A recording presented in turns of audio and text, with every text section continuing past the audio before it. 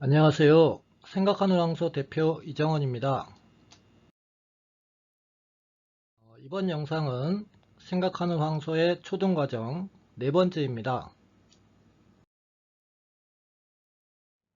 이번 4부에서는 복습의 필요성과 효과적인 복습 방법에 대하여 말씀드리겠습니다.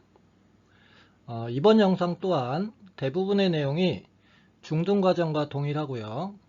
일부 내용은 고등과정의 학생들과도 관계가 있습니다. 그래서 황소의 신입생이라면 반드시 시청하셔야 하고요. 재원생 학부모님께서도 학생과 함께 끝까지 시청해 주실 것을 부탁드리겠습니다. 복습의 필요성에 대하여 말씀드리기에 앞서서 먼저 학습 능력에 대하여 알아보겠습니다. 우리가 학습 능력이라는 말을 많이 사용하는데요. 과연 학습 능력이란 무엇을 말하는 것일까요? 학습 능력의 사전적 의미는 조금 어려운 것 같아서 저는 이렇게 말씀드리고 싶습니다. 학습 능력은 학습 능력이다. 무슨 소리냐고요? 네, 바로 학습 능력이란 말 그대로 배우는 능력과 익히는 능력이라는 것이죠.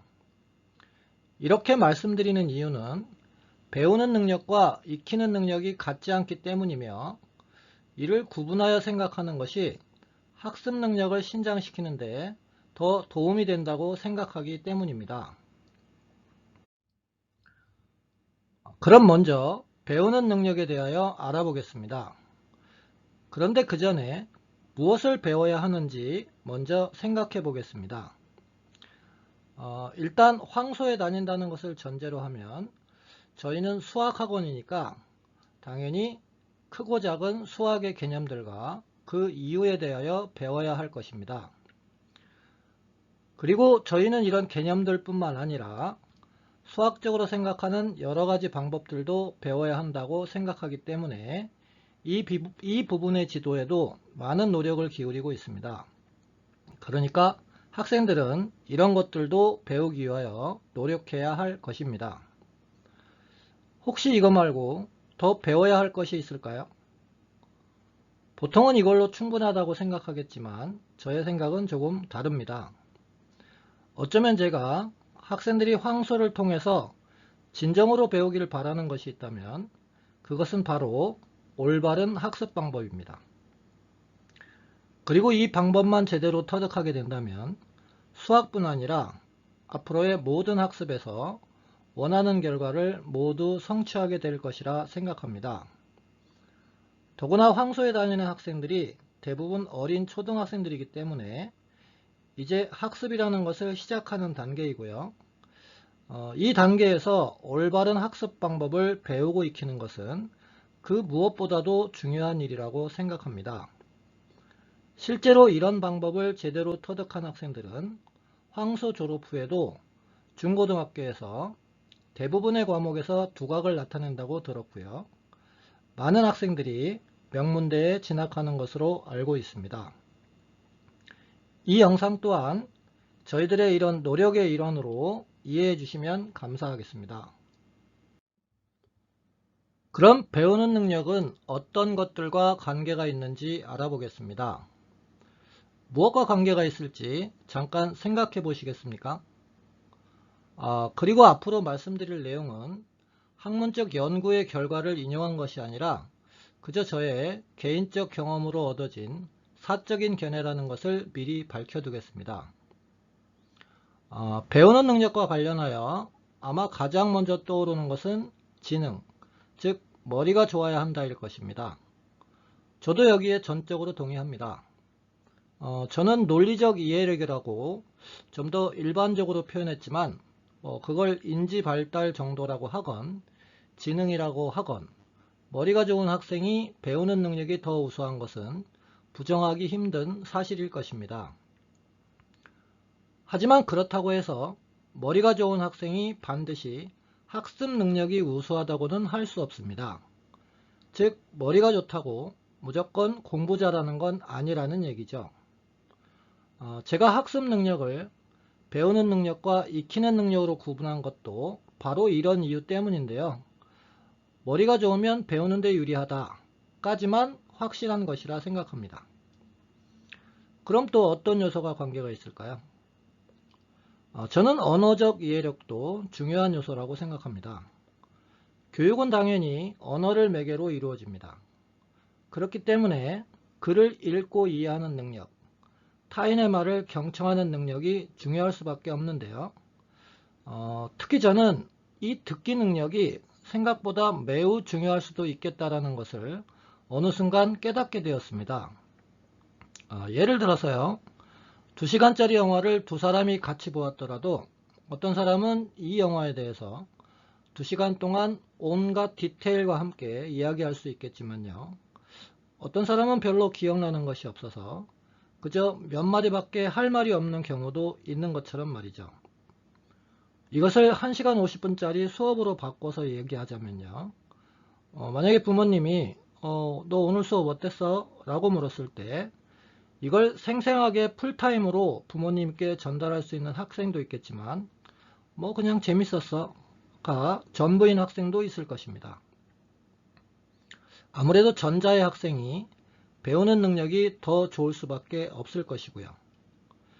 이런 학생들의 듣기 능력에 대해서는 잠시 후에 다시 한번 말씀드리겠습니다. 그 다음으로 제가 생각하는 요소는 지적 호기심과 주의 집중력입니다. 그런데 이에 대해서는 따로 부연하여 설명하지는 않겠습니다. 그리고 저는 필기 능력도 매우 깊은 관계가 있는 것으로 판단하고 있습니다. 이에 대해서 특별한 근거가 있는 것은 아니지만요. 저의 경험상 이 능력이 부족한 학생들은 특히 중등과정부터 어려움을 겪는 것을 많이 보아왔습니다. 이것과 관련해서는 중등과정 영상을 참고하시기 바랍니다. 그리고 적절한 학습 동기와 의지도 필요하다고 생각합니다. 여기서 적절한 학습 동기와 의지란 학생 스스로의 자발적인 동기와 의지를 의미합니다. 가끔 누가 봐도 엄마가 보내서 억지로 와서 앉아있는 듯한 학생이 있는데요. 이 학생이 공부를 잘하게 되기보다는 낙타가 바늘구멍을 통과하는 것이 더 쉬운 일이 될 것입니다. 마지막으로 저는 풍부한 경험도 배우는 능력과 관계된 중요한 요소라고 생각합니다. 이걸 저는 숙성된 의문이라고도 표현하는데요. 쉬운 예로 세계 여행을 많이 해본 학생이 세계지리나 세계사를 배우는데 훨씬 유리한 것처럼 독서나 사색과 같은 간접 경험을 많이 해본 학생들은 만약 오늘 수업에서 그것과 관련된 내용을 배운다면 이해도 훨씬 쉬울 것이고요. 기억에도 당연히 오래 남게 되리라는 것은 분명할 것입니다. 자, 그럼 지금부터는 학생들의 배우는 능력은 어떠한지 직접 확인해 보겠습니다. 제가 좀 전에 학생들의 듣기 능력에 대하여 말씀드렸었는데요. 작년에 이것에 대해서 제가 실험을 해본 적이 있습니다.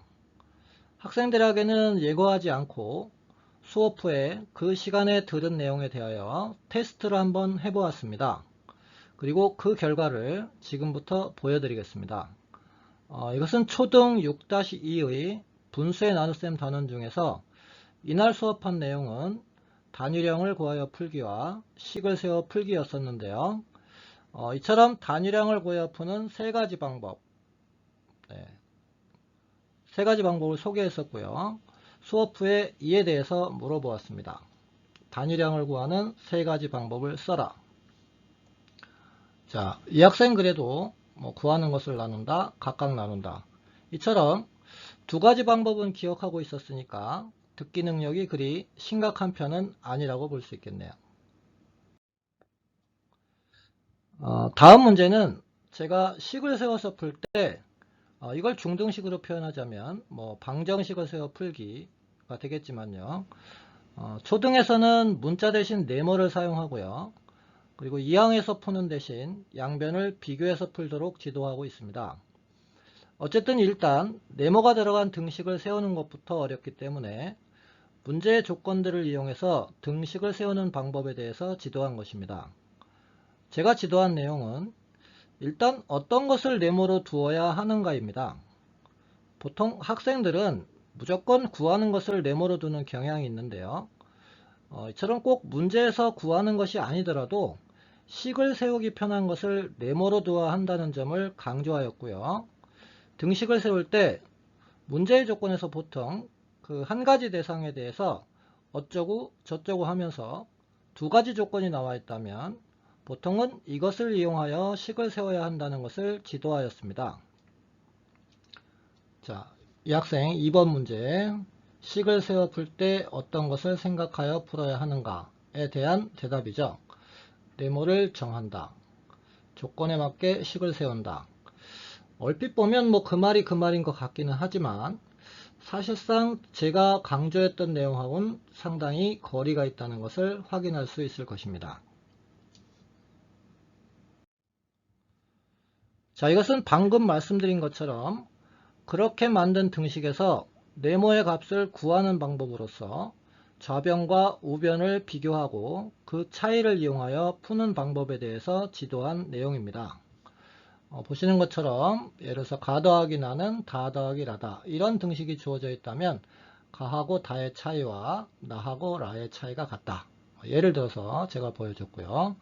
그리고 가 빼기 나는 다 빼기 라 이런 등식이 주어져 있다면 역시 가하고 다의 차이는 나하고 라의 차이가 같다는 것을 하나의 예를 통해서 지도했던 모습입니다. 그리고 이것에 대해서 듣기평가에 물어보았습니다. 가 빼기 나는 다 빼기 라일 때 알 수 있는 사실은 무엇인가? 방금 배운 내용이죠. 자, 그리고 이거는 수업이 거의 끝나갈 무렵에 지도한 거니까 이 학생이 지금 배운 지 채 20분도 지나지 않은 상태에서 쓴 답입니다. 가 더하기 다는 나 더하기 나라. 이 학생은 전혀 이해를 못했거나 아니면 전혀 경청하지 않은 것이 분명해 보이죠. 자, 반면에 이 학생은 같은 수업을 듣고도 이와 같이 수업 내용의 대부분을 잘 기억하고 있었습니다. 단위량을 구하는 방법 3가지 정확하게 썼고요. 식을 세워 풀 때 네모로 할 것, 어쩌고 저쩌고로 할 것. 이게 또 살짝 아쉽기는 했지만 그래도 뭐 같은 의미로 볼 수 있겠고요. 3번 문제는 정확하게 답했고요. 자, 어쨌든 제가 이 실험을 통해서 느낀 점은 학생들의 지능은 비슷하더라도 듣기 능력에서는 상당히 차이가 있다는 것이었습니다. 또 수업한 교사의 기대보다 저의 기대죠. 훨씬 저조하다는 것이고요. 그래서 보통 학원 많이 다닌다고 공부 잘하는 것 아니다 라는 이야기들을 많이 하는데 물론 저도 그렇게 생각하고요. 그 이유가 어디에 있었는지도 좀 더 명확히 알 수 있을 것 같았습니다. 그래서 저는 이 듣기평가를 황소의 시스템으로 도입하면 좋겠다 라는 생각을 했습니다. 그런데 수업 시간이 부족한 경우도 있어서 듣기평가를 매번 실시하지는 못하겠지만 비정기적으로라도 실시해서요. 이 결과를 학습 상황표에 이와 같이 기록하는 것으로 하였습니다. 여기 B, C 보이시죠? 학생들 입장에서는 혹시 오늘 수업 후에 듣기 평가를 할 수도 있다고 생각하기 때문에 수업을 더 집중해서 들어야 할 필요성이 생기게 되겠고요. 그런데 황소의 계절들이 개편되면서 대부분의 수업에 여유가 없다 보니까 아직 이 제도가 온전히 자리 잡지는 못하였습니다. 이에 대해서는 앞으로 조금 더 연구해서 방법을 강구할 계획입니다. 자, 그렇다면 배우는 능력을 향상시키기 위해서는 어떤 노력을 하면 될까요? 그래도 좀 막막하지 않으십니까? 물론 듣기 능력이나 주의 집중력, 필기 능력 같은 것들은 학생 스스로 의지를 가지고 노력한다면 조금씩 나아지기는 할 것입니다. 하지만 지능이나 지적 호기심, 학습 동기와 같은 주된 요소들은 대체로 노력으로 개선되기 어려운 공통점이 있습니다. 그렇지만 너무 실망하실 필요는 없습니다. 이제부터는 익히는 능력에 대하여 알아볼 텐데요. 아마 여기까지 다 들으시면 희망이 좀 생기실 것이라 생각합니다. 우선 제 경험으로 황소에서 최종적인 성취도가 높은 학생들은 대부분 배우는 능력이 좋은 학생이라기보다는 익히는 능력이 좋은 학생들이었습니다. 더군다나 배우는 능력이 대체로 선천적인 능력이라면 익히는 능력은 얼마든지 노력을 통해서 향상시킬 수 있다는 점이고요. 그래서 선천적인 능력이 조금 부족한 학생일지라도 익히는 능력을 향상시켜서 얼마든지 공부를 잘할 수 있게 된다는 것입니다. 그리고 그러한 사례를 저는 수도 없이 많이 보아왔습니다. 이 익히는 능력을 다른 말로 하자면 복습 능력이라고 할 수 있을 텐데요. 효과적인 복습을 하려면 그 시기와 방법이 매우 중요합니다. 그런데 효과적인 복습 방법을 말씀드리기 전에 먼저 학생들의 익히는 능력은 과연 어느 정도인지 확인해 보도록 하겠습니다. 이것은 작년 경시과정 학생들의 5-2 1단원 수의 범위와 어림하기 수업의 내용입니다. 여기 1-1번 문제가 있는데요. 잠시 영상 멈추고 풀어보시겠습니까? 네, 그럼 제가 수업에서 설명한 내용을 직접 보여드리겠습니다.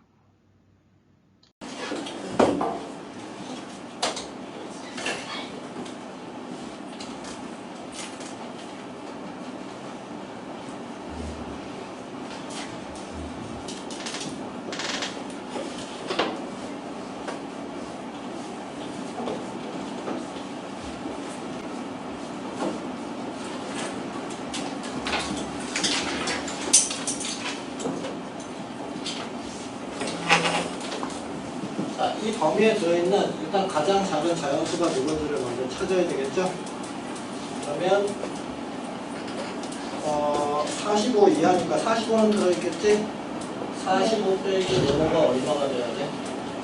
26인가 27인가? 27. 아니요?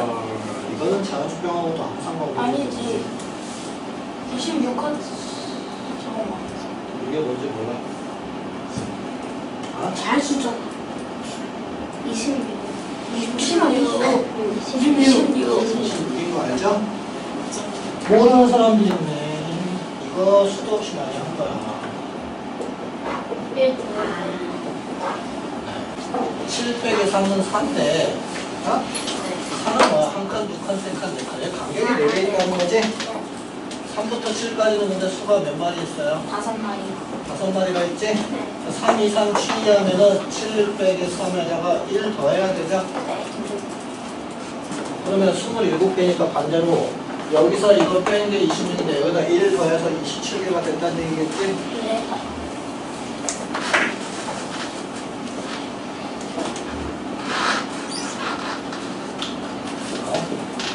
네모가 얼마라고?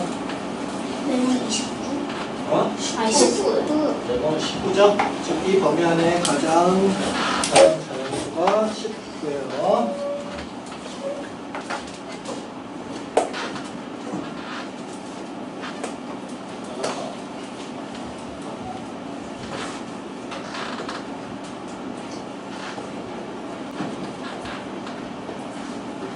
기억 초과인 수준이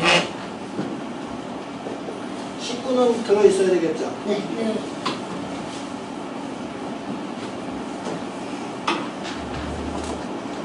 그냥 19만 들어있으면 되나?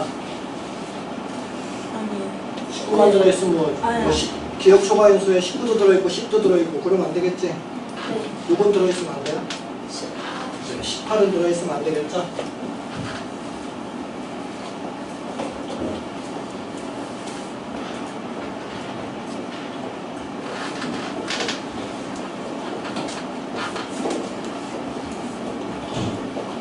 그러려면 기억의 범위가 어떻게 해야 되냐? 기억 일단 18이 들어있지 않으려면 18보다 커야 돼요. 18보다 기억이 18이면 기억이 18이면 18이 들어가네 안 들어가네? 들어가요. 18 초과인데? 얘가 18이면 18 초과가 되죠? 네. 18 초과가 되면 18은 안 들어가지? 네. 기억이 만약에 18보다 콜딱지만큼이라도 작으면 그거 초과하면 18이 들어가겠죠? 네. 그러니까 18은 기억이 18이 될 수 있어요 없어요? 있어 없어? 없어요. 있어요. 이게 18이어도 18은 안 들어가잖아. 있어요. 18보다 크죠? 18이 들어가도 되지? 네. 작으면 안 되고요. 네. 그 다음에 19가 포함되려면 기억이 19면 돼요 안 돼요? 기억이 19가 되는 순간 19보다 크니까 19가 포함 안 되죠? 네. 19. 그럼 19보다 콜딱지만큼이라도 작아야 되겠지? 네.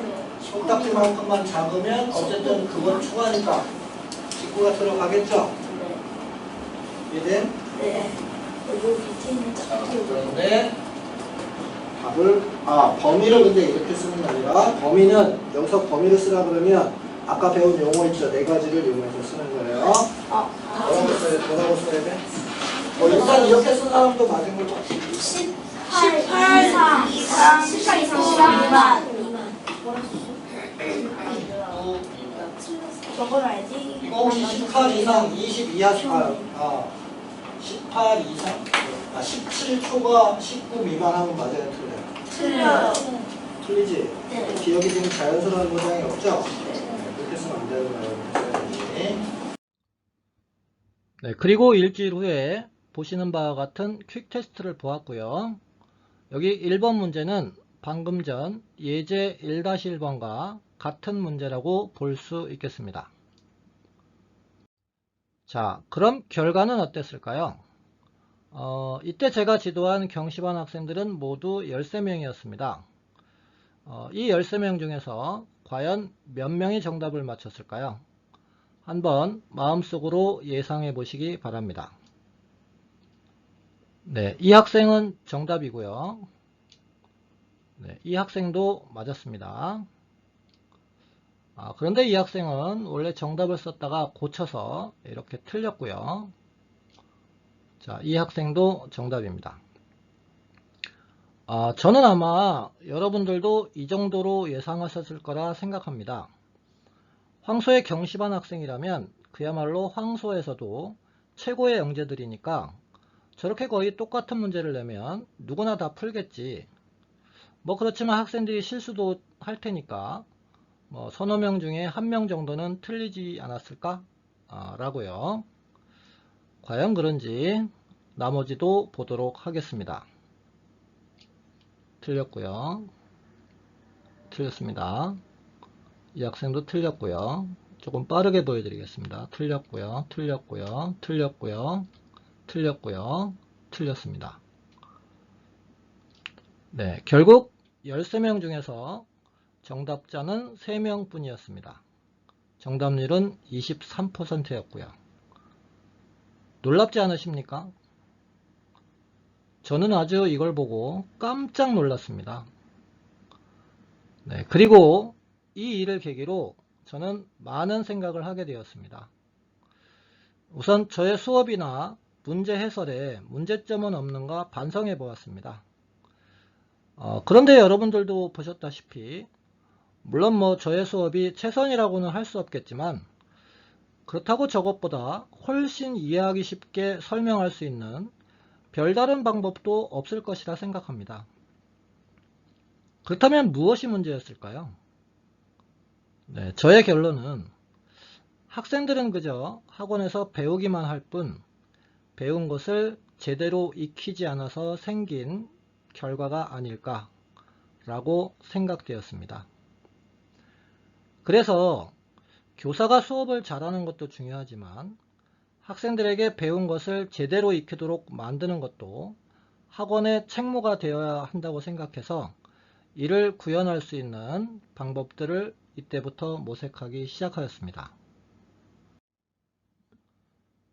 지금까지의 이야기와 다소 중복될 수도 있겠지만 복습을 해야 할 필요성을 조금 다른 관점에서 정리해 보겠습니다. 혹시 망각곡선이라는 것을 보신 적이 있으신가요? 에빙하우스의 연구에 따르면 인간이 무언가를 배운 다음에 그 상태로 아무런 노력을 기울이지 않으면 당연히 배운 것을 점점 망각하게 되는데요. 그것을 시간의 경과에 따라 관찰해 보면 10분 이후부터 망각을 시작하게 되는데요. 1시간 후면 약 50%, 하루가 지나면 약 70%, 그리고 한 달이 지나면 약 80%를 망각하게 된다는 것입니다. 물론 저는 이 이론에 100% 동의하는 것은 아닙니다. 실제로는 개인차도 크고요. 그리고 학습한 내용의 성격에 따라서도 망각 속도의 차이가 크기 때문에 일반적인 사람들의 단순 암기를 필요로 하는 학습에서는 이런 결과를 보일 수는 있겠지만 수학과 같이 이해를 바탕으로 하는 학습에서는 이처럼 빠른 속도로 망각하지는 않을 것이고요. 게다가 항소의 학생들은 대부분 지능이 높은 학생들이라 이처럼 급격하게 망각하지는 않을 것이라 생각합니다. 하지만 망각에 걸리는 시간은 다소 차이가 있을지 모르겠지만 일정한 시간이 지나고 나면 저렇게 망각하게 되는 것은 분명한 사실일 것입니다. 즉, 그저 학원에서 배우기만 한다면 필연적으로 머릿속에 남는 것은 없어진다는 것이죠. 그래서 이런 망각 상태를 초래하지 않기 위한 어떤 특별한 행동이 필요한 것이고요. 이것이 바로 복습이라는 것입니다. 혹시 황소가 되새김질하는 것 보신 적 있으십니까? 저는 시골에서 자라서 어릴 적에 자주 보았던 장면이지만 말로만 들어보았지 실제로는 본 적이 없으신 분들을 위해서 잠깐 보여드리겠습니다.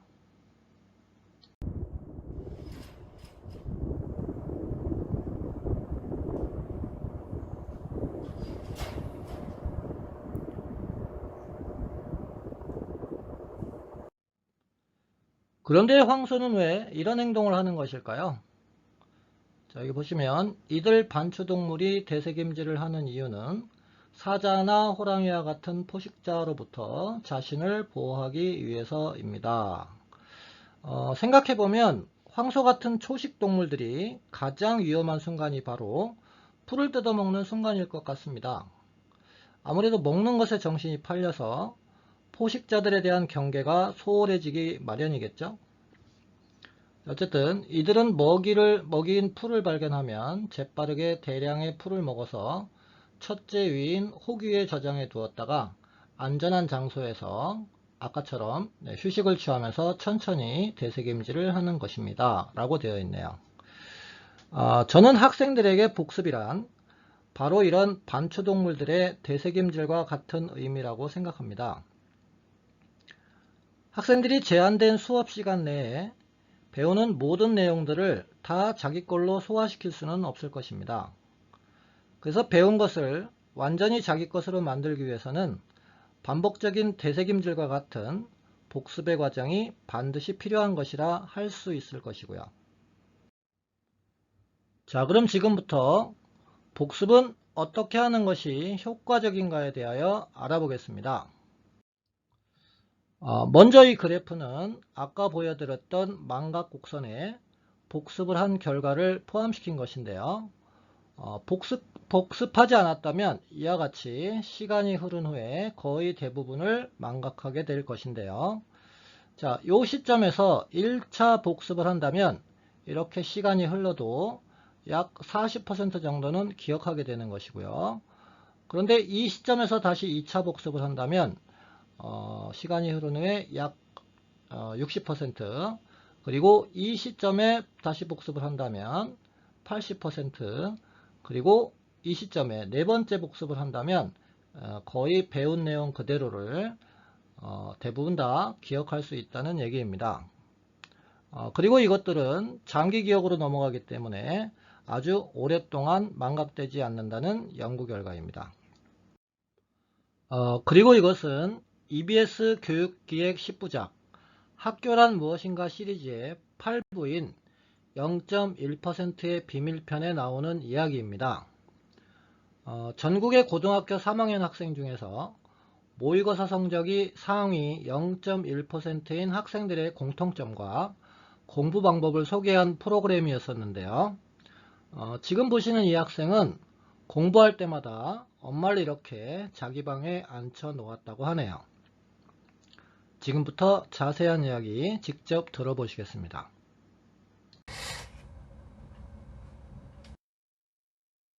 모르는 것을 자신의 것으로 만드는 방법을 0.1% 아이들은 알고 있습니다. 엄마, 들어와 봐. 해우가 공부를 하다 말고 엄마를 부릅니다. 왜? 또 선생님 놀이 하게? 선생님 놀이라니 무슨 말일까요? 뭔데? 아테네 민주정치 할 거야. 군사 중심이고 해서 얘네가 중심이 된 펠로폰네스 동맹이랑 아테네가 중심이 된 해우가 수업을 하듯 설명을 시작합니다. 델로스 동맹이랑 전쟁을 해. 근데 거기서 아테네가 학생은 이겨. 단 한 명, 그러면서 얘가 엄마입니다. 여기서 맹주가 되는 거야, 이 동맹에. 얘가 했던 일 중에 가장 중요한 게 수당을 뭔가 지급하고 이해가 잘 안 되는 일하는 부분이 나오면 사람들한테 이렇게 한두 시간씩 그다음에 엄마에게 수업을 하곤 고백인 합니다. 평의에 만들고 그다음에 도편 추방제라고 해가지고 도자기 조각에다가 이름을 적어. 그래서 와서 이렇게 앉아 있으면은 이제 혼자 중얼중얼하면서 그게 아마 좀 도움이 되나 봐요. 예, 그래서 이제 가끔 부르면은 들어와서 이렇게 좀 벌을 쓰죠. 시험 볼 때 엄마랑 했던 그 얘기가 떠오르면서 이 칠판 떠오르는 그런 적도 몇 번 있고 해서 이렇게 공부 자주 해요. 네, 잘 보셨습니까? 저는 이 학생의 공부 방법을 100% 공감하는데요. 그 이유는 이 프로그램의 서두에도 나오지만 상위 0.1% 학생들의 공통점은 바로 지능이 아니라 메타인지 능력이라는 것에서 뚜렷한 차이를 보인다는 것인데요. 메타인지 능력이란 자신이 아는 것과 모르는 것을 스스로 구별할 수 있는 능력을 말합니다. 특히 어린 학생들의 경우에는 이 능력이 매우 낮아서요. 사실은 잘 알고 있지 못함에도 불구하고 스스로는 잘 알고 있다는 착각에 빠지기가 쉽다는 것이죠. 그래서 그걸 스스로 확인할 수 있는 방법이 자기가 안다고 생각하는 것을 다른 사람에게 설명해 보는 것이고요. 이 과정을 통해서 자신이 정확히 알지 못하고 있는 것을 자각할 수 있게 되고요. 이런 자각이 생겨야 비로소 이를 보완하는 노력도 할 수 있다는 것입니다. 이러한 공부법에 대해서는 보시는 스카이캐슬에서도 나왔었는데요. 혹시 이 장면 기억하십니까? 수환이 엄마가 공부 잘하는 우주 엄마에게 우주의 공부 비법을 물어보았었는데요. 드라마에서는 우주 엄마의 대답 대신 수환이가 이렇게 공부하는 장면이 나왔습니다. 이게 곧 우주 엄마가 알려준 우주의 공부 비법이었다는 것이겠죠. 즉 우주는 자기가 공부한 내용을 부모님에게 설명하는 방식으로 학습을 하였다는 것이겠죠. 저는 이 장면을 보고서 이 드라마 작가분이 왕년에 공부 좀 해보신 분이었겠구나 라고 생각되었습니다.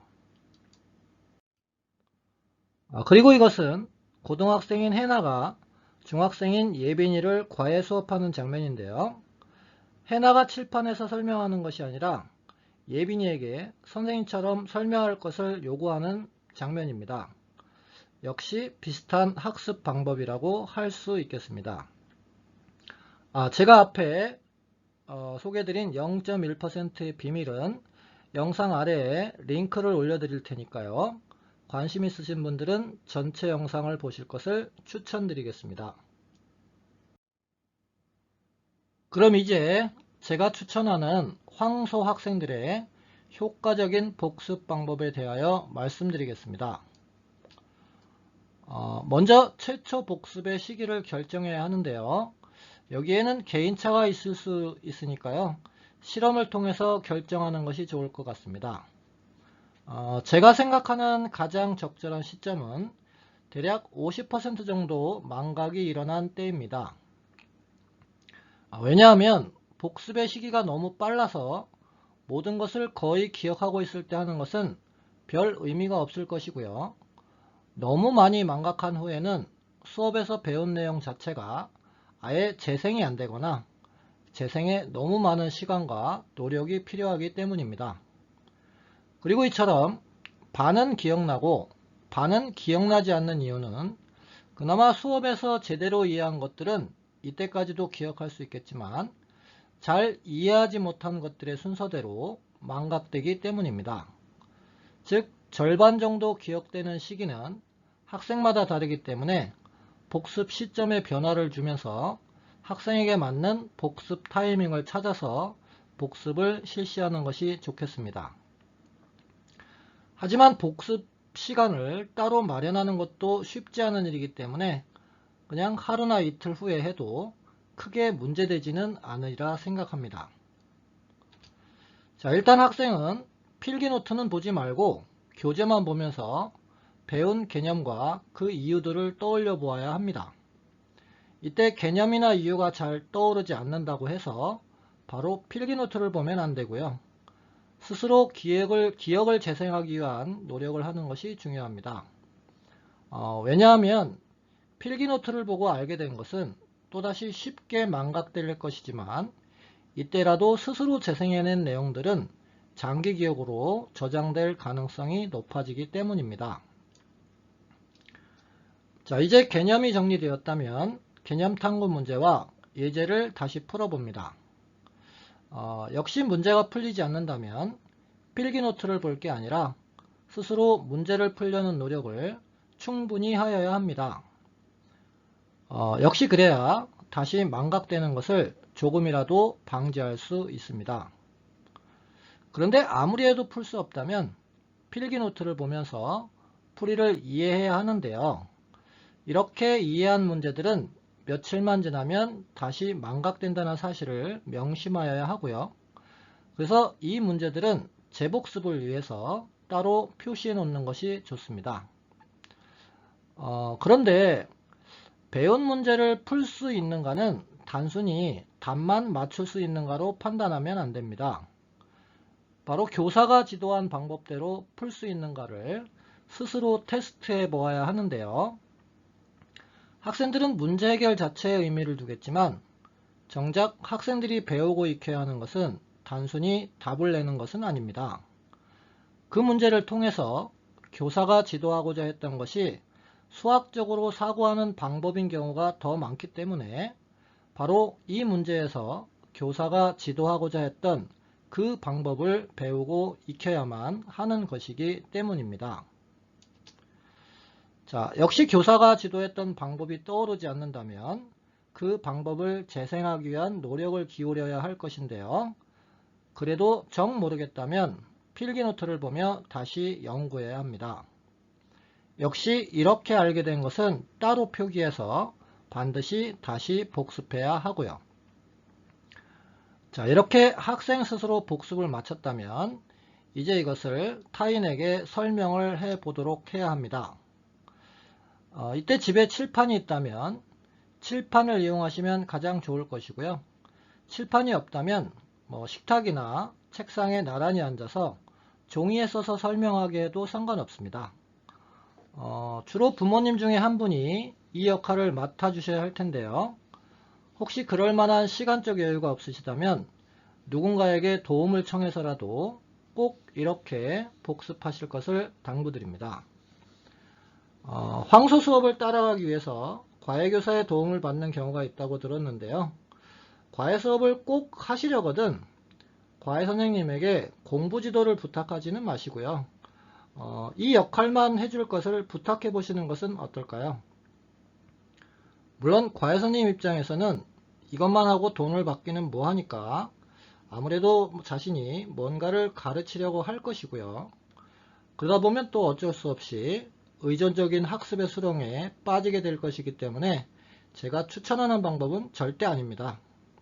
하지만 부모님이 직접 하시기 어려우시다면 이런 방법이라도 고려해 보시라는 의미입니다. 그런데 시간 제약 등의 이유로 수업 당일날 부모님께 설명해야만 한다면 다음과 같이 변형한 방법으로 하시는 것도 괜찮을 것 같습니다. 수업 당일에는 복습까지 하면 거의 완벽하게 이해한 것으로 착각할 수도 있으니까요. 일단 복습 없이 수업에서 들은 것만으로 부모님께 설명을 요구합니다. 이때 설명을 잘할 수 있는 것은 학생이 그나마 잘 이해하고 있다고 판단하셔도 좋겠지만 그렇지 않은 것은 부모님이 체크하셔서 하루나 이틀 뒤에 다시 설명할 것을 요구합니다. 자, 그러면 학생은 이 부분만 다시 연구해서 정해진 날에 부모님께 설명합니다. 복습 방법에 표준이라는 것은 없으니까요. 이렇게 전체적인 맥락을 잘 이해하셨다면 사정에 따라서 학생에게 가장 잘 맞는 방법을 찾아서 시도해 보시는 것은 괜찮을 것 같습니다. 자, 이제 학생이 복습한 내용을 부모님께 설명하는 모습을 직접 보여드리겠습니다. 그 전에 교사가 수업한 내용을 먼저 보여드리겠습니다. 이 영상은 챌린지 과정의 2-1 중2상이죠. 중2상의 3단원 부등식 1차 시의 예제풀이입니다. 맞는지 모르겠어. 한 명이가 나온 사람이 있으니까 한 명이라 나왔으니까. 저런데 똑같은 거 아니야? 똑같이 틀릴 거 같아. 어쨌든 중요한 건 내가 맞으면 일단 다 그렇지. EX는 네, 맞아요. 이렇게 되겠죠. 네, 그렇지. 그 다음에 마이너스 EX는 당연히 분모가 용수가 자, 이거 이쪽에다 쓰면 되겠지? 아, 네. 마이너스 이렇게 해서 마이너스 1 곱해야 되는 거 아니에요? 마이너스 1 곱해야 돼. 그런데? 마이너스. 마이너스 1. 와, 우리 저는 몇 저런 오다. 1 마이너스 EX는 20하겠죠? 네. 여기까지 풀긴 풀어야 돼. 일단 ES 분해를 1 마이너스 글씨 잘못 자, 제일 작은 건 뭘까요? 마이너스 어차피 음수가 되겠지, 그지? 네. 음수 중에서 절대값이 제일 큰 거니까 이것분의 이거가 되죠? 네. 아, 맞은 사람 거의 또 맞았네? 마이너스? 맞았어. 가장 절대값 제일 큰 그만 틀린 거는 거냐? 절대값이 제일 작은 거니까 마이너스 7분의 마이너스 7. 오, 이것분의 이거 되지? 똑같이. 네. 네. 근데 이거 왠지 다 맞을 오 맞아. 답해. 야, 답 아닌 거야. 과연 그럴까요? 과연 과연 그럴까요? 신기하지. 말란 소리 아닐까? 근데 그럴 거예요? 맞아. 기어서. 맞은 사람 오. 이거 틀렸어. 근데 틀렸다. 답 아니야. 틀려서. 과연 그럴까요? 과연 그렇습니다. 그러면 이게 왜 틀렸는지 왜 틀렸는지. 그걸 찾아내시는 게 와. 0. 0이 될 수 있어요. 이거 여기다는 EX의 값이 똑같아야 되는데 3분의 마육에서는 3이 마일이고 그 위 마육에서는 마 3이니까 X의 값이 어? 와. 와. 서준이가 부등식은 짱먹게 된다니까. 뭔 소리야? 개념이 있어. 몰라. 이 굉장히 어려워. 교양이 있어. 개념이 있어. 이렇게 생각하기는 매우 쉬운데 정말 그럼 잘 보세요. 자, 이렇게 될 수 있나 볼게요. 무슨 이렇게 되려면 x가 얼마가 돼야 돼? 마이너스 1 되려면 x가 마이 3. 마이너스 3일 때 이렇게 되죠? 맞는데? 이렇게 되려면 x가 얼마나 돼야 돼? 마이 마이너스 1일 때 이렇게 되는 거지? x가 동시에 마이너스 1도 되고 마이너스 1도 될 수 있으니까 한 번에 이렇게 되는 게 생길까? 안 생기죠? 이렇게도 안 생겨. 이게 뭐야? 이 문제는 있다. 거짓말해서. 3분의 1일 때 되는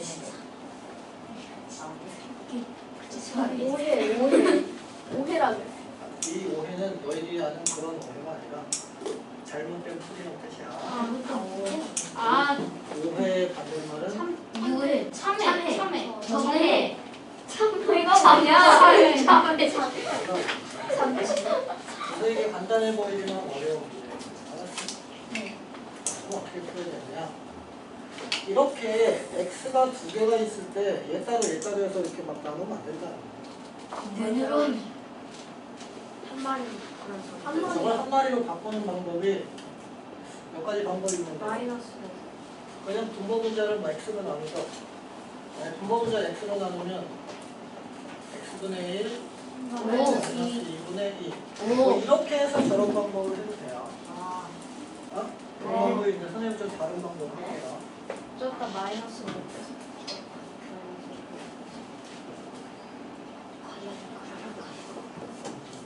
네? 우와. 아 일단 이렇게 바꿀 수 있지. 네.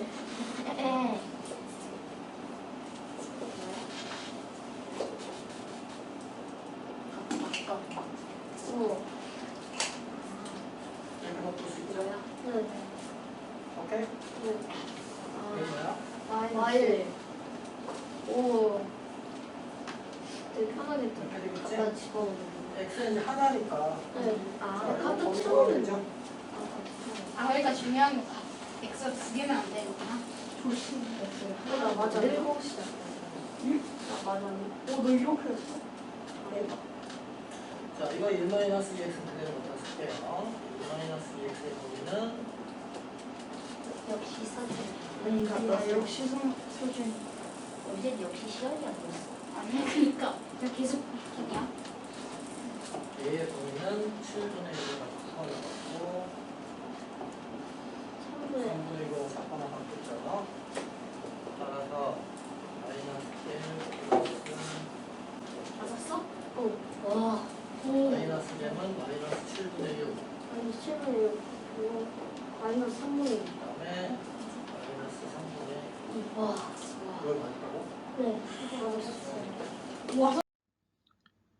자, 이제 학생이 이 문제를 엄마에게 설명하는 모습입니다. 를 먼저 보여줄게. 이거를 이렇게 바꿀 수 있지?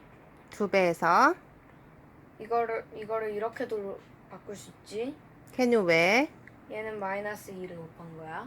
마이너스 1을 곱하면 부등호가 방향이 바뀌어. 그리고 이거를 1을 더해서 이렇게 바꿀 수 있지? 그런 다음에 이거를 종합을 하는 거야. 값을 구하기 위해서. 어떻게? 절대값의 최소가 되면 음수기 때문에 잠깐만. 만들면 결국에는 음수가 되기 때문에 절대값이 가장 큰 거랑 작은 걸 구해서 얘의 값의 범위를 구하면 돼. 절대값이 가장 크려면 이거랑 종합하면 되겠고, 절대값이 가장 작으려면 이거랑 하면 되겠지? 근데 걔가 어떤 게 틀린 거야? 이거는 이렇게 범위를 구했는데 여기에 알맞은 값을 잘 대입해보면 일단 위에 거 x에다 1을 대입을 해. 하면은 5분의 2가 되겠지? 1을 대입하면 안 되지. x의 범위가 마이너스 3에서 마이너스 1까지니까 그 범위 안에 있는 걸 대입해야 되지 않을까? 그러면은 얘를 마이너스 3을 대입을 해보자. 마이너스 3을 대입을 하면 마이너스 6. 그치? 근데 여기다가 마이너스 3을 대입해버리면 이렇게 돼. 범위가 안 맞겠지? 그러네. 이게 맞으려면 아무래도 다른 수를 해야 될 거야. 다른 수? 어떤 수? 다른 수? 다른 수를 해야지 맞아. 그러면 이건 오해자. 이건 오해고 정해를 보여줄게 이제.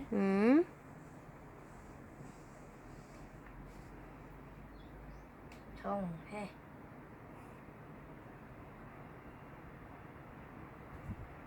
정해는 일단 얘를 문자가 위에 있든 아래에 있든 하나로 바꿔야 돼. 하나만 생기게. 그치? 이렇게 분해 이거를 이렇게 바꾸는 거야.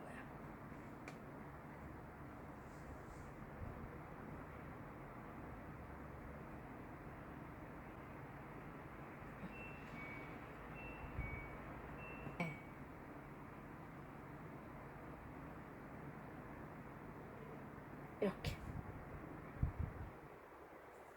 그러면 이렇게 되겠지?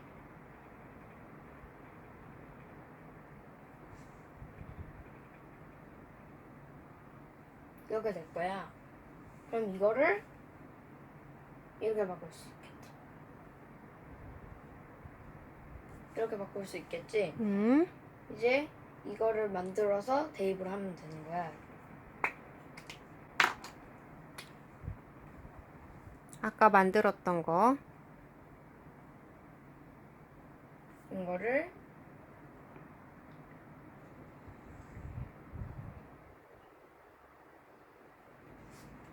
또 아니, 마이너스 1 아니고.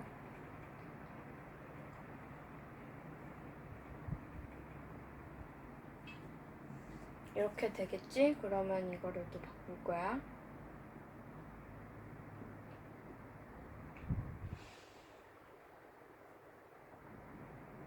이렇게 될 거야. 그러면은 이 값을 여기다 대입하면 되겠다. 분수로 안 바꾸고? 아, 분수로 바꿔야겠네. 그럼 이거를 그냥 편하게 이렇게 하자.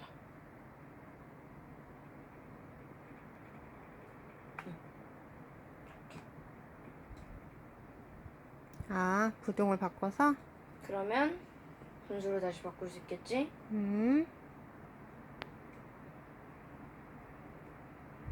부동호 다시 바뀌어야 되는 거 아니야? 아닌가? 역수를 취했으니까 역수를 취하면 부동호 방향을 또 바꿔줘야 되지. 이렇게. 자, 그러면은 얘를 또 어떻게 바꿀 수 있냐면 플러스 1 마이너스 2x 분의 1로 바꿀 수 있을 거야. 그러면은 얘를 여기다 집어넣으면 돼. 마이너스 1 플러스 7분의 1 이상. 자리가 부족하네. 마이너스 7분의 1 이렇게 이상 1 마이너스 1 플러스 3분의 1 이하.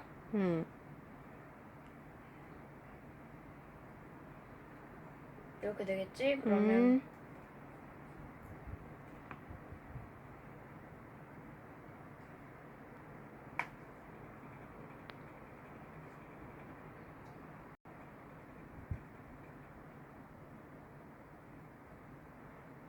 원래 준식 썼네. 원래 준식이 이렇게 하면 정해야.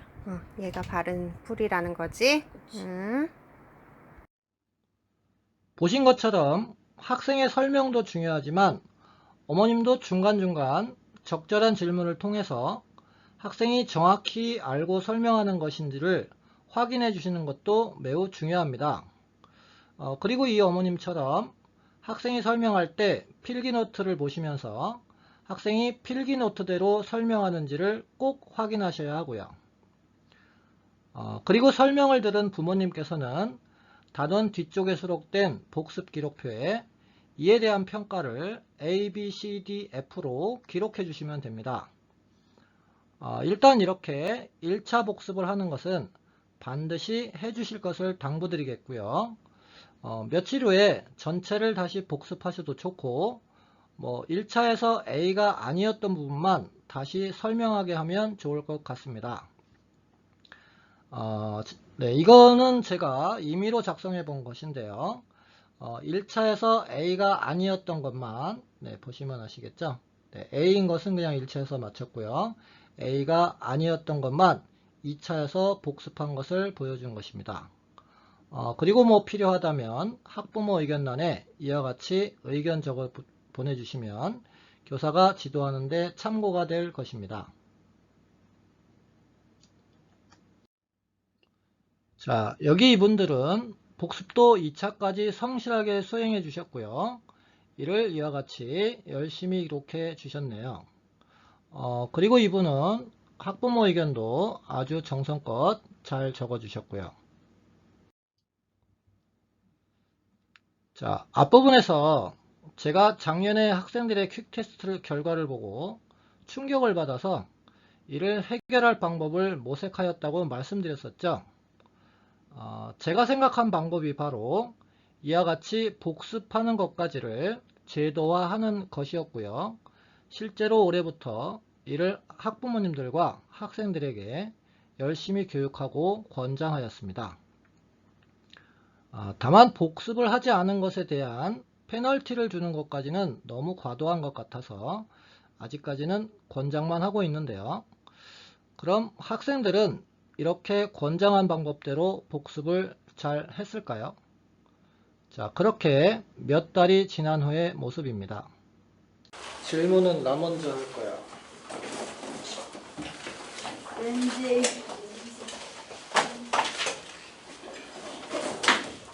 지난주에 배운 거 복습하신 분은?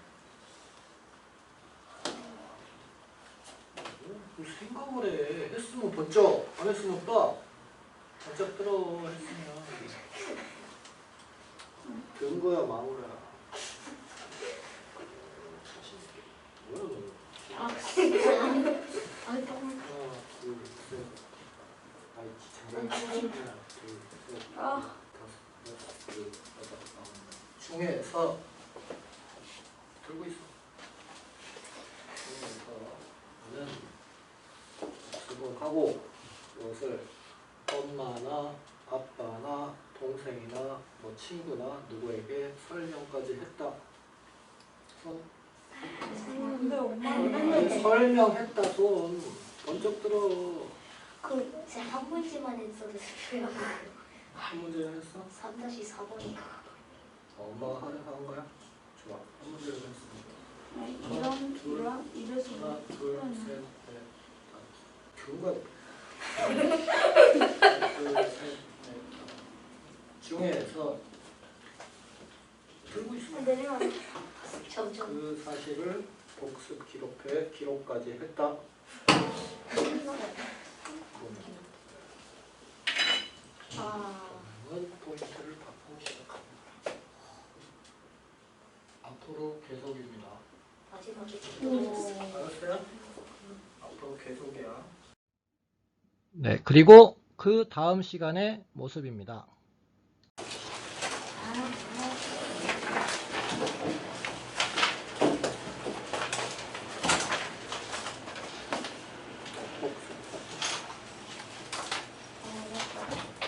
표시까지 다 보이시나요? 표시 뒤에 복습 기록표에 기록까지 보이는 사람들.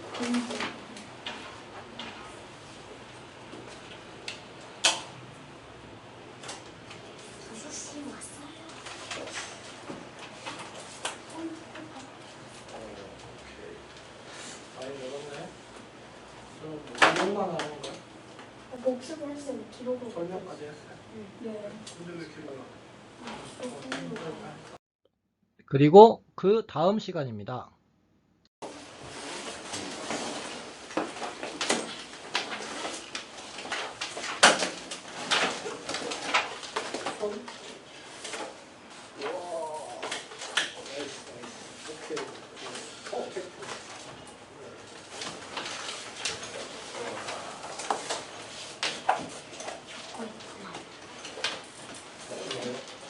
쪼꼬가 있구만.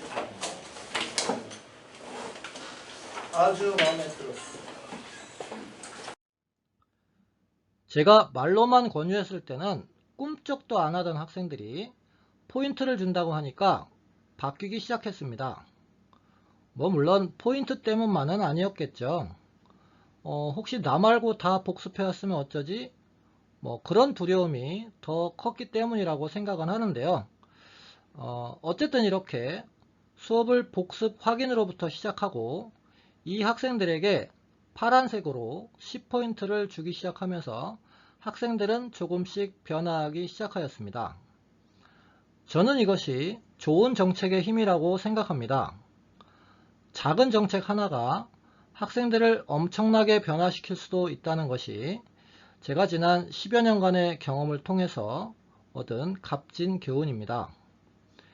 그리고 저뿐만 아니라 황소의 모든 교사들도 앞으로는 이렇게 수업을 시작하게 될 것입니다. 이렇게 복습을 해서 받은 포인트로는 특별히 특별 쿠폰이라는 것도 구입할 수 있게 하였는데요. 학생들이 특미라고 부르는 쿠폰입니다. 특별한 미엘이라는 뜻이고요. 일반 포스트잇이 아니라 이렇게 예쁜 포스트잇에 발행한 쿠폰을 저희는 특별 쿠폰이라고 부릅니다. 뭐 그렇다고 일반 쿠폰과 효력이 다른 것은 아닙니다. 그냥 예뻐서 학생들이 너무나 갖고 싶어 할 뿐입니다. 그리고 책 한 권을 한 번도 빠짐없이 복습하였다면 그 다음 학기 교재에 이와 같이 황소 스티커를 붙여주기로 하였습니다. 그리고 이 스티커가 붙어있는 학생은 자습실에서 채점을 무제한으로 받을 수 있는 것으로 하였고요. 자, 이처럼 복습을 안 했다고 어떤 불이익을 받는 것은 아니지만 복습을 해온 학생에게는 최대한 혜택을 줘서 모든 학생들이 복습을 반드시 하게끔 만들겠다는 것이 저의 생각입니다. 마침 어제 제가 지도하는 경시반 학생 10명이 퀵테스트를 보았습니다. 그리고 그것이 앞에 보여드렸던 작년 경시반 학생 13명과 같은 시험이었습니다. 이 학생들은 작년과 달리 거의 대부분 말씀드린 대로 복습을 하고 있는 학생들입니다. 자, 과연 그 결과는 어땠을까요? 자, 이 학생은 틀렸고요. 자, 이 학생은 맞았습니다. 틀렸고요. 맞았고요. 틀렸고요. 맞았고요. 틀렸고요. 맞았고요. 틀렸고요. 맞았고요. 네, 정답률은 딱 50%였네요. 사실 이 결과는 저의 기대에는 한참 미치지 못한 것이라 조금 실망스럽기는 했습니다. 하지만 분명한 것은 작년 학생들과 비교하면 정답률이 거의 2배나 되었다는 사실이죠. 물론 표본이 작아서 이를 100% 복습의 효과라고 말할 수는 없겠지만 이 정도면 상당히 발전된 것은 사실이고요. 다른 변인이 달라지지 않았으니까 복습의 효과라고 판단하는 것이 그리 무리한 추정은 아닐 거라 생각합니다. 물론 제가 기대하는 정답률 80~90%에는 미치지 못했으니까 저는 혹시 다른 문제는 없는가 다시 고민해 볼 생각입니다. 하지만 아직 이렇게 강조하고 있음에도 불구하고 복습을 하지 않는 학생들도 있습니다. 그래서 얼마 전 수업에서 이 학생들에게 제가 들려준 이야기가 있습니다. 지금부터 보여드릴 텐데요. 아마 이걸 자녀분이 보게 된다면 어쩌면 우리 아이가 달라졌어요 라는 경험을 하게 되지는 않을까 라는 기대를 가져봅니다.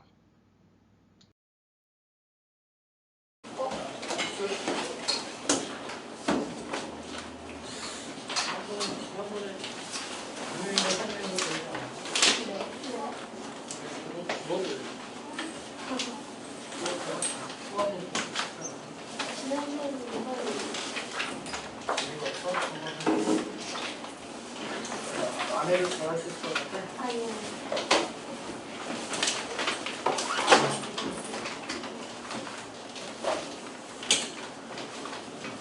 잔소리 잠깐 하고 마실게요. 저를 이곳 가고 싶지 않아요. 나오실 때 항상 나오면 내일이 안 되거든요.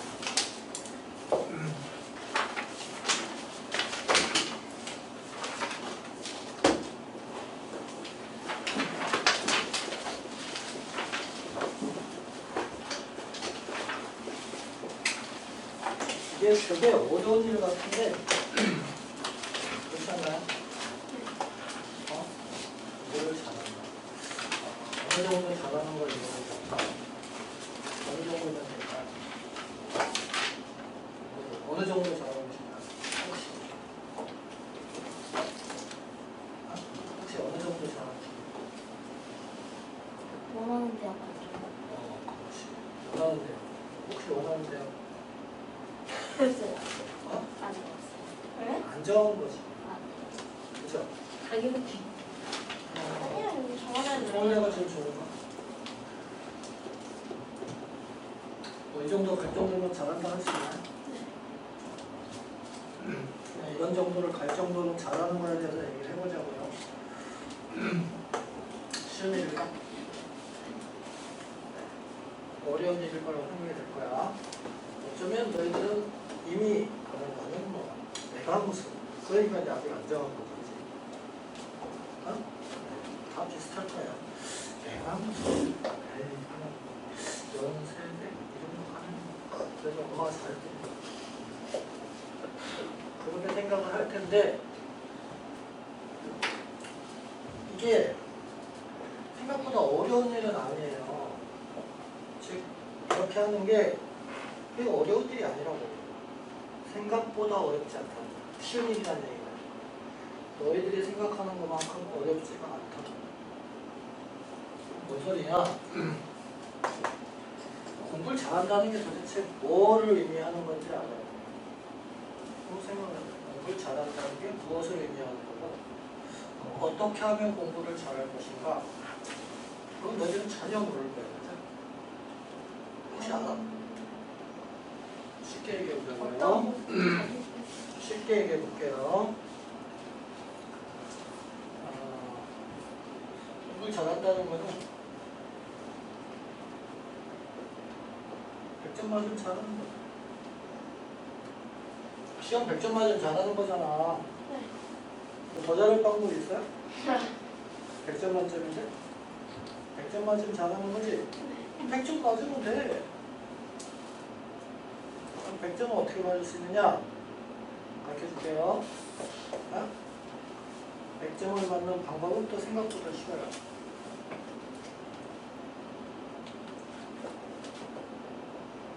백 점 맞을 준비를 하면 돼요. 오케이? 100점을 맞을 목표로 100점 맞을 준비를 하면 100점이 나와요. 이게 잘 느낌이 안 오죠? 그냥 쉽게 생각해 보자고요. 자, 지금 너희들이 하는 거랑 생각해 보자고요. 큐테스트 4점 만점이지.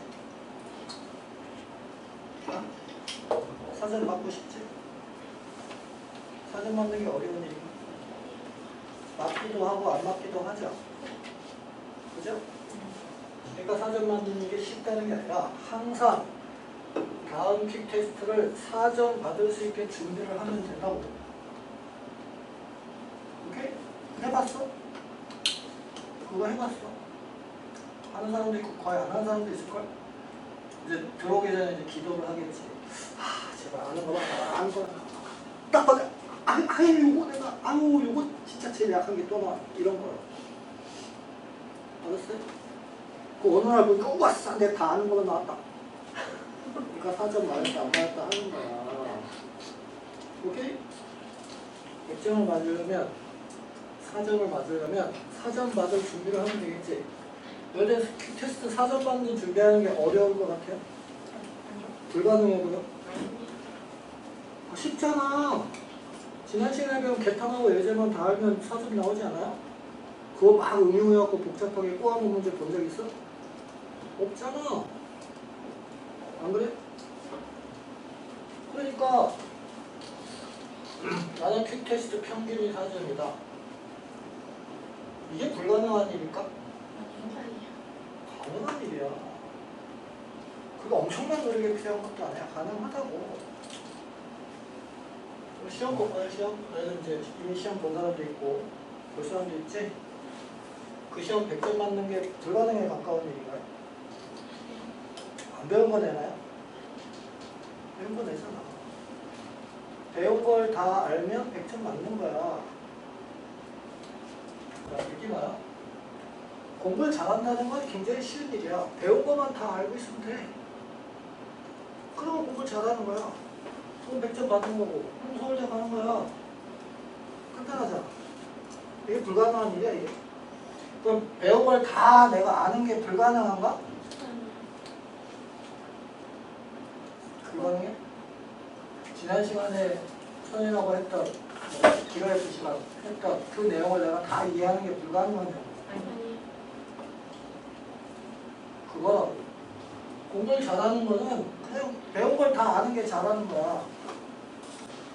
그리고 그 누구도 한 번 수업 딱 듣고 100% 아는 사람은 없어. 아무리 날고기는 천재도 그런 천재는 없어요. 알았어? 그렇게 되는 사람은 없어. 그럼 어디서 차이가 나는 거야? 그럼 이걸 지난 시간에 배운 걸 다 내가 완벽하게 이해하는 게 그게 뭐야?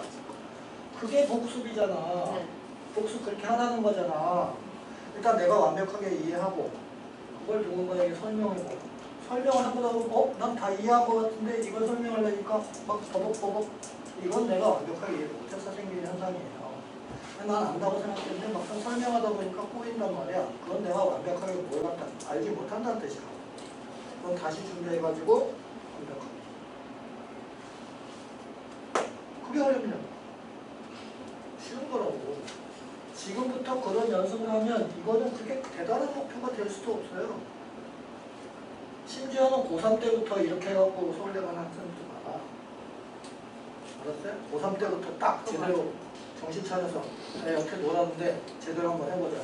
이런 방법에서 1년 만에도 갈 수 있어. 근데 니들은 지금 몇 년 남았대? 진짜 봤어요. 프로그램 같은 거. 그래, 많이 있어. 유튜브만 찾아보면 많이 나와. 선생님 본 사람들. 8년 남았어. 알았어? 지금 몇 년 남았는데 6년 이상은 다 남았잖아. 그치? 뭐 그렇게 뭐 대단한 거라고 나는 안 돼. 그런 말은 있을 수 없는 말이야. 하고 싶으면 지금부터 연습을 하면 돼.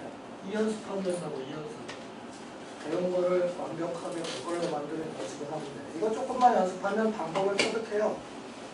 그게 뭐냐면 퀵 테스트를 보면 돼. 퀵 테스트 내가 한 10번만 사적으로 연속으로 받았다. 어? 그 연습만 해도 공부 방법을 터득하는 거야. 10번이 그러면 5번 사전 반응을 목표로 한번 연습을 해봐요. 알았니? 수학 배우는 것보다 그거 연습하는 게 너희들한테 훨씬 더 중요해. 수학 공부만 그렇게 하고 똑같아요. 공부의 원리. 앞으로 너희들이 하는 뭐 수학이건 과학이건 뭐 국어든 뭐든 공부의 원리는 다 똑같다고. 알았어요? 그래서 시키는데 왜 이게 늘어나지가 않냐고. 다음 시간에 보겠어요.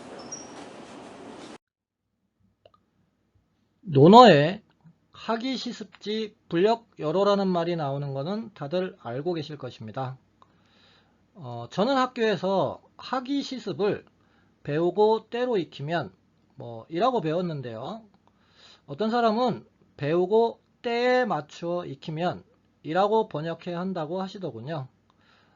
지금의 저로서는 그렇게 번역하는 것이 훨씬 더 적절하다고 생각합니다. 어쨌든 이 말처럼 배우고 때에 맞추어 복습한다면 그리고 이런 공부 방법을 터득한다면 앞으로 하는 어떤 학습일지라 하더라도 그리 어려운 일은 되지 않을 것이라 생각합니다. 긴 시간 시청해 주셔서 감사합니다.